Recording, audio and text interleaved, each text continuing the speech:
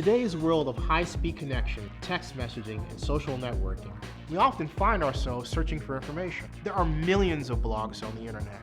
News, sports, politics, and tech.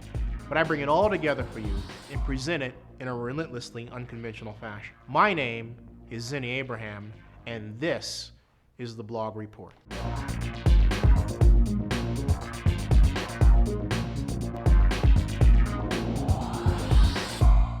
It's time now for politics.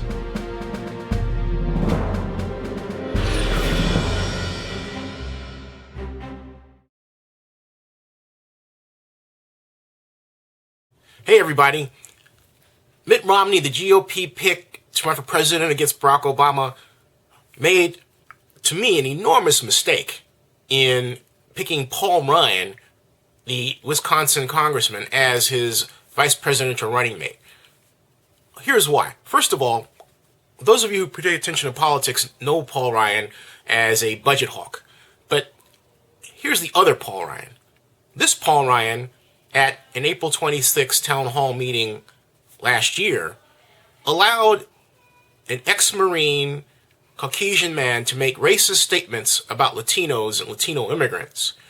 But, well, look at this. Yeah, I'm just bouncing around. Well, I just call him this gentleman, so let me, okay. My name is Mark Rushell, a Master Sergeant, United States Marine Corps retired, and I'd like You look like it. Thanks for your I'd like to make a suggestion that's kind of controversial. Most people don't want to broach the subject for fear of being called a racist, but we could save billions, and I mean billions of dollars on illegal immigration. I spent 5 months of the year down in southern New Mexico, and in the middle of the month and the end of each month, the post office is loaded with people who don't speak English and have Mexican plates on their cars and their fancy cars. It's mainly because they have anchor babies. They sneak across the border and drop a baby, and it's automatically an American citizen. And this child is entitled to benefits till it's 18.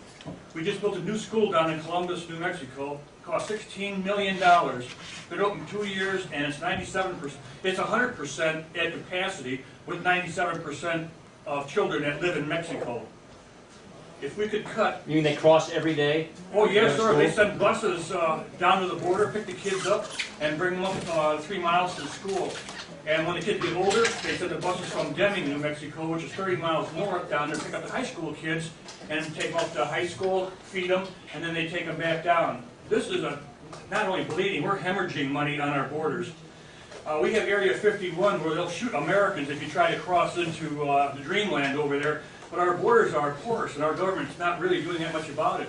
Our border agents down there are overwhelmed with work. They do what they can, but it's just the government's not behind them. There's no the places where fences have been built, the tall fences, have worked. It has slowed and stemmed the tide. But there's places where it's just porous. You walk right through, and we're wasting billions of dollars every year on these programs. Well, I agree. Look, we have learned what works on the border. We're just not applying the lessons. That's true. Catch and release. We passed a law in 2003, I want to say. Okay, so then I'm just going to stop this right here. I want you to pay attention to how he handles a woman who rightly identifies what the man said as being totally racist. Say it was censored by the road. road. About fish or human beings. So, and that is racist. No, ma'am. No, wait. Wait, I learned one thing. Hang on. Whoa. Time out. It doesn't work when people start yelling at each other. I've done a lot of town hall meetings. It isn't working. And these things don't go well if people start yelling at each other. So please, let's just, we're Wisconsinites, okay? We treat each other with respect. You don't like what he had to say, fine, but don't start yelling at him. Let's just yell at me if you yell at somebody, okay? Okay, don't let him speak in a racist and sexist manner. You can stop him then because okay. Illegal. No, stop. Illegal. So they're not. You know, man, what did I just say? Come on. Let's just get. The gentleman has a right to be heard, and he's. So, look, I was going. Anchor babies cost money. I do agree that it's a constitutional issue with respect to citizens' rights. I don't think you can just have a statutory law change. You know, there's a difference of opinion on that, but I believe constitutionally you'd have to change that. So that would take a long time. That would be very difficult to do. Let's just fix our illegal immigration problem by fixing our border problem. Now, the problem is that Mitt Romney picked a guy who, first of all, in this case, should have simply disassociated himself with that man's racist comments. You can have the same immigration ideas, but he doesn't have to agree with how this guy stated it. But he then shouts down this woman, shouts her down, because she says, hey, what this guy says is racist. Now, Ryan could have easily said, you know, sir, I understand what you're saying, but I don't agree with the way you put it because, with all due respect, it is racist. And that would have been it, right? He doesn't do that. Now then Ryan says you have to give everyone a chance to speak, right?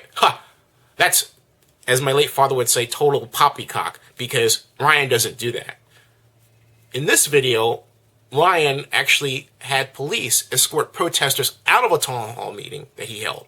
Watch.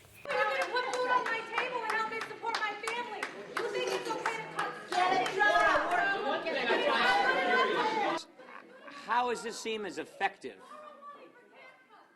I'm kind of curious at how one sees this as an effective way to advocate your ideas. I'm being arrested because I spoke out against my congressman. He wants... Shut up. So, I'm going to keep talking because this is what you asked me to come here to do. Does it bother you? Does it affect you? What do you think about it? Not at all, actually. We're coming to expect that this is what Wisconsin is going to look like in 2011 and 2012, and this is the new normal in Wisconsin. Okay, so there's Paul Ryan for you. The real Paul Ryan doesn't want to hear you if you dissent to his ideas. He will either, as Think Progress reported once, sneak out of a back door to get away from you or have police arrest you. But if you're a white guy that has a racist idea, he'll let you talk. But if you're a white woman who disagrees, he'll tell you not to talk. And note, in the first video, that woman did not interrupt what the man said. Paul Ryan, man, kind of look like a racist to me, man. Even if you don't make racist comments, you allow them, it's the same thing.